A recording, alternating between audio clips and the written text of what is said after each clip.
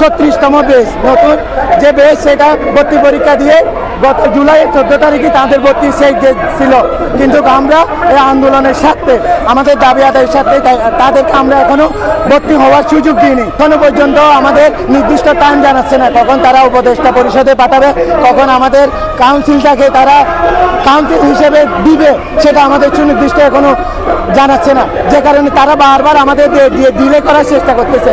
তাই আমরা এখনো মাঠে আছি যাতে আমাদের এই দাবি আদায়টা সুনির্দিষ্ট পদ্ধতিতে সুনির্দিষ্ট কাঠামোতে আমাদের অতি দ্রুত দিয়ে দেয়, সেটার জন্য আমরা রাজপথে এখনো আছি। জি, আমরা আজকে 38 দিন ধরে ক্লাস বন্ধ, আমাদের কোনো পরীক্ষা আমাদের ক্লাস সব কিছু বন্ধ, এমনকি আমাদের 36তম বেচ নতুন যে বেচ সেটা ভর্তি পরীক্ষা দিয়ে গত জুলাই 14 তারিখে তাদের ভর্তি শেষ ছিল, কিন্তু আমরা এই আন্দোলনের স্বার্থে আমাদের দাবি আদায়ের স্বার্থে তাদেরকে আমরা এখনো ভর্তি হওয়ার সুযোগ দিইনি।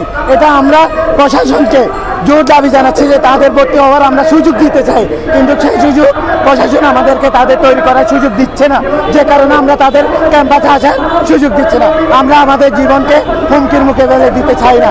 আমরা যে 35টা বেচ আমাদের সরকারি ইউনানিয়ান আয়ুর্বেদিক মেডিকেলে ভর্তি আছে, তাদের জীবন যেমন আজকে কি বিভিন্ন হয়রানিমূলক করছে, আমরা চাই না আরও একটা নতুন বেচ আছে সে হয়রানির সম্মুখীন হোক। আমরা আমাদের দাবি আদায় করে তাদেরকে এই হয়রানি মুক্ত একটা ক্যাম্পাস উপহার দিতে চাই। ততক্ষণ পর্যন্ত আমরা আমাদের সিটি মন্ত্রণালয়ে পাঠাইছি যাতে সেই সিটির আদলে তারা ভর্তি কার্যক্রমটা আর একটু পেছনে নিয়ে যায়।